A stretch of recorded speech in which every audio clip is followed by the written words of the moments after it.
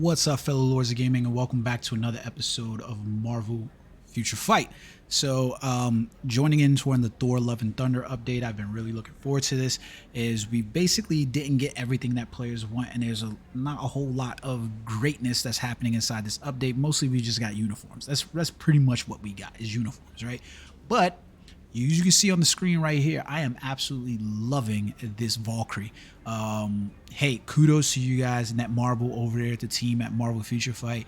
You know, AKA you clearly learned from the mistakes that you did with Storm, and we've got a very beautiful looking character model inside Valkyrie. Unfortunately, she's not in the tier of class that we've got for Jane Foster or for Thor, but she does look beautiful in my mind anyways. Like I actually love this character model. The hair with the blue streaks and everything inside here, the facial expressions and everything, even the depth of the uniform and the detail on it, like this is an amazing character model in my opinion. Like the level of detail on this character model is absolutely phenomenal.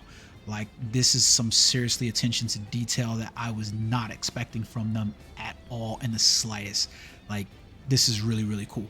But the focus of this video is going to be on Thor, the mighty Thor, Jane Foster. This is going to be a magnitude of improvement for where she previously was, and to be honest with you, I like the uniform on Thor, the mighty Thor, Jane Foster. It's so weird. I'm just gonna call her Jane Foster. I like the uniform on Jane Foster as well. The level of detail on the uniform is great. The detail on the Mjolnir is also pretty cool, especially in some of her skills as well. She looks amazing to me, and I'm definitely liking it. The uniform is absolutely amazing. So what I want to do though is I want to take a look at some of the changes that we underwent for Thor, Jane Foster inside here for her skill effects and stuff like that, because it's kind of important, at least to me anyways, right? So let's take a look at the character overall and let's get back inside here. Let me pull this up so that way I can tell you guys what's going on. So all right, let's take a look at the character in the first place. Number one, she's getting a critical damage increase by 30% from her uniform effect, which is amazing, right? Then she's getting a decreased basic damage received from supervillains by 35%. So be aware for the players that don't really know how to build characters, because her uniform effect is giving her an increase of critical damage by 30%. That means that when you're looking at topping out on this stat, you don't need to hit 200%. At the most, you need to hit 170. So that's where the 30% is taking effect. Be aware of that, okay? It's really important that you understand that. Next up, we can look at her passive skills inside of here. So which ones do we have inside here? No. Passive. Power Surge. This one, I believe, was called Bond of the Mighty.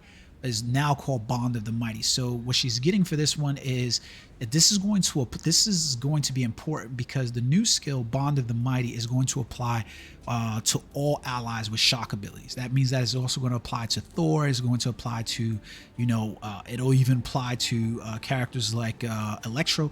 Any character that has shock abilities on them, meaning that if you go inside of their, you know, their stats, their things here, and it says shock damage or whatever, then it's going to apply to them. And she gives them a bonus of target dodge rate by 30%, increased lightning damage by 40%.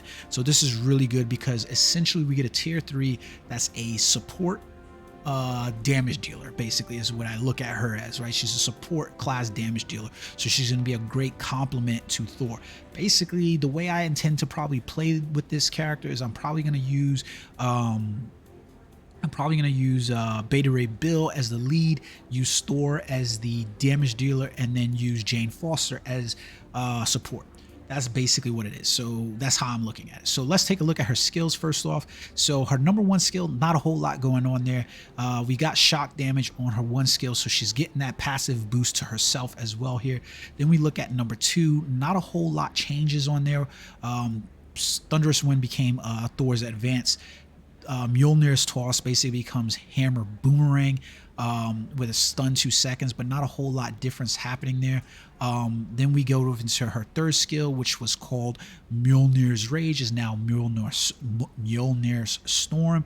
This skill is going to deal 20% shock damage, which nobody really cares about, but the more important piece is that she has a damage accumulation here. True damage dealt 1% of all basic attack for each 1% of accumulation damage dealt.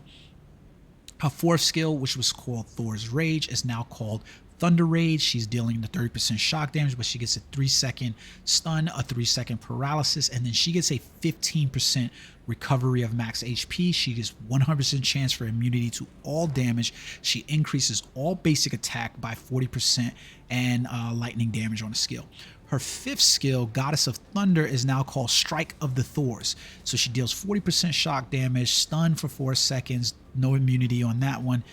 Decrease all basic defenses by 50%, which ignores immunity. She gets a 60% chance to penetrate with lightning immunity effect, and increases all basic attacks and basic defenses by 50, 10, and 20. So pay attention to that one because it's a 17-second cooldown, meaning that you're realistically looking at like an 8-second effect, where the critical rate is going to be up the majority of time at 20%. So that means when you're building the character, again, you don't necessarily need to top out at 75%. You just need to be at 55%, because more than likely you're going to have that fifth skill up quite a bit. That's essentially how you're looking at building the characters.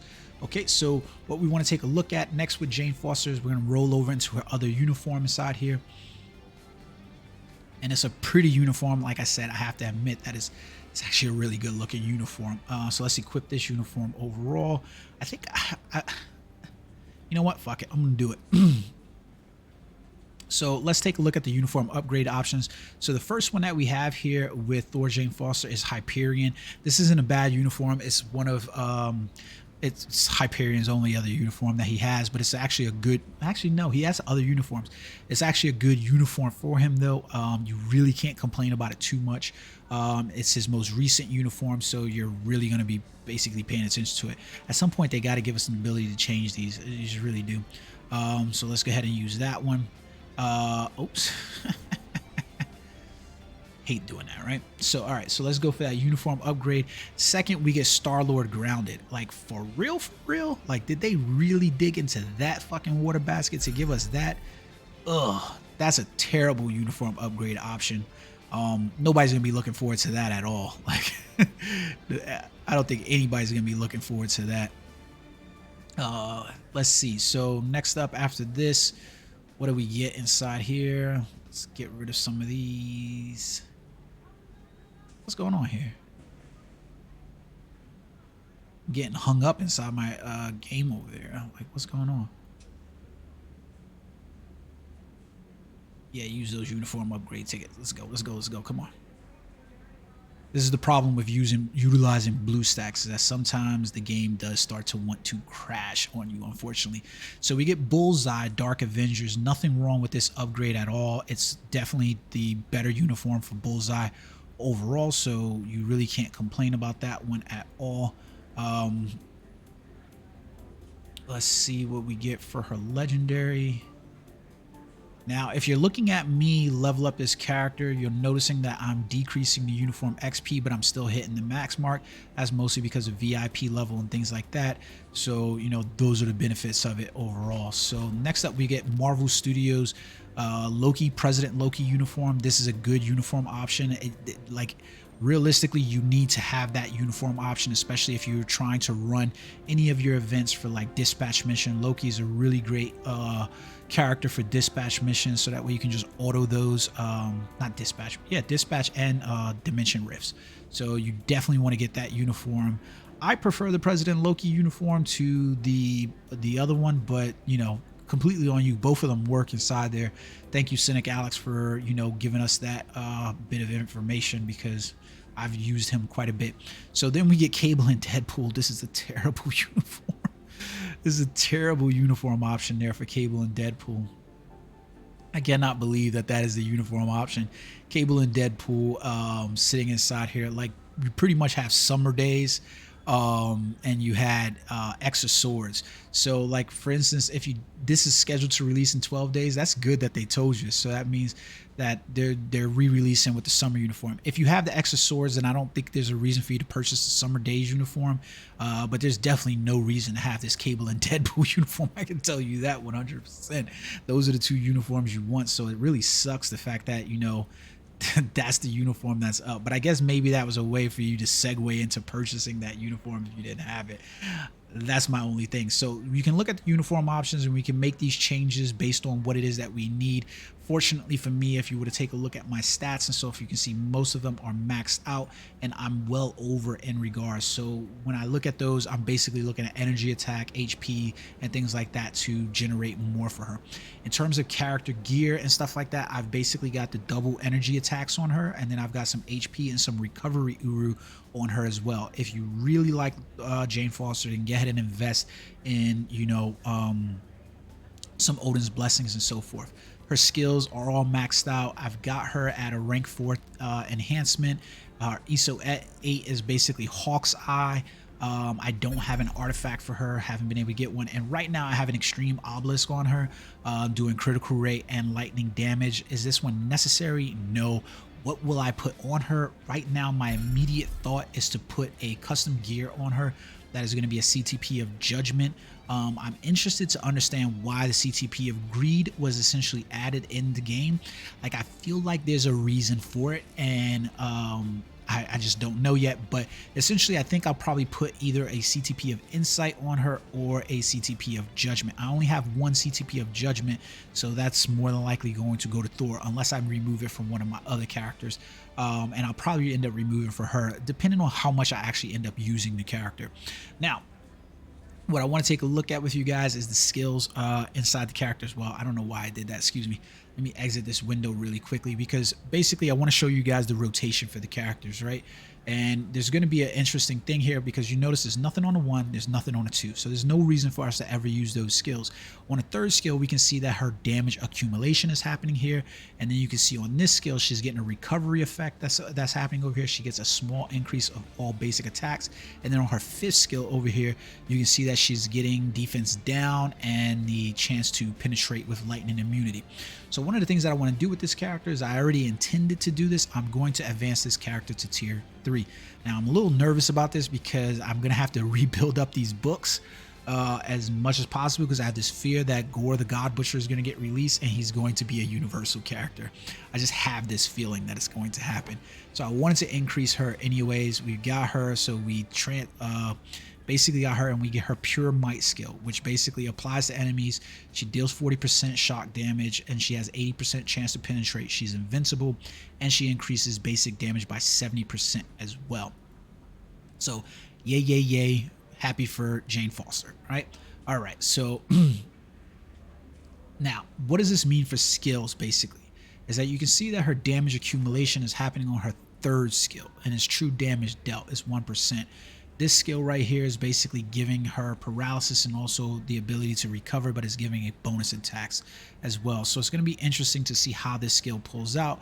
But if you notice here on her 5th skill is where she's essentially getting the defense down, and that she's getting an increase in all basic attacks, basic defenses. So she gets the frenzy buff that's happening here on her 5th skill. So you're going to be leading that skill. Basically what I mean by that is that the frenzy buff is happening there. So we'll have to play around with the skills to basically understand how they're going to work, when you can cancel them, and when you get those beneficial effects from them as well. Okay, so let's take a look at those real quick.